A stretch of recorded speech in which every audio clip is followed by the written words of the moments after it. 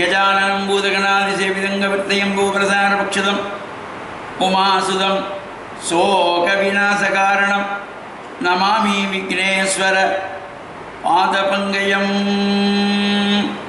லங்காஸ்ரீ தமிழ்வின் இணையதள நேயர்கள் அனைவருக்கும் சர்வதேச இந்து மத குருகுலத்தின் வணக்கங்களும் நல்லாசிகளும்.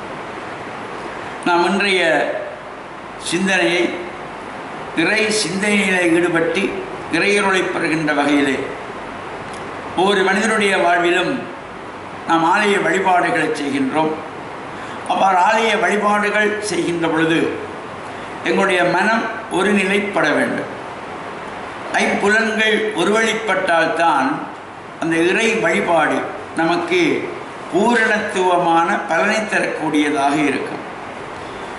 எங்களுடைய மனம் ஒன்றை நினைக்க, கண் ஒன்றை பார்க்க, காது வேறொன்றை கேட்க, வாய் ஏதாவது பேசிக்கொண்டிருக்க, கைகள் மட்டும் இறைவனை கும்பிட்டு பலன் கிடையாது.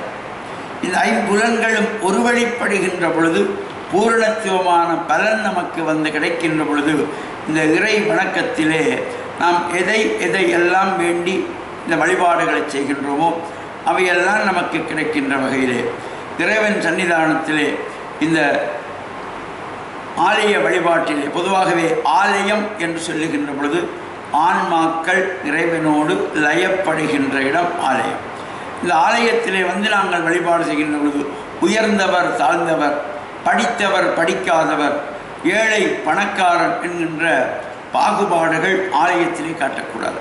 இறைவன் சன்னிதானத்திலே அனைவரும் இறைவனுடைய குழந்தைகளாக, இறைவனாலே ஆசீர்வதிக்கப்படுகின்றவர்களாக, இறைவனுடைய ஆசியை வேண்டி நிற்கின்றவர்களாக அனைவரையும் நாங்கள் சமனாக பார்க்கின்ற இடமாக அமைந்திருப்பது ஆலயங்கள். இந்த ஆலயங்கள் முன்னைய காலத்திலே கலைகளை வளர்த்தார்கள். அவ்வாறு இந்த இளம்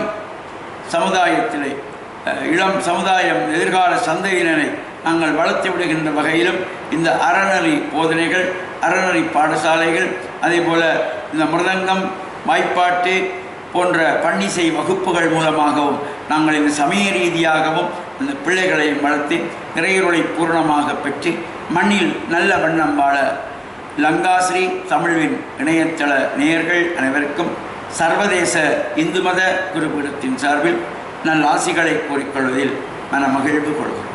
வணக்கம்.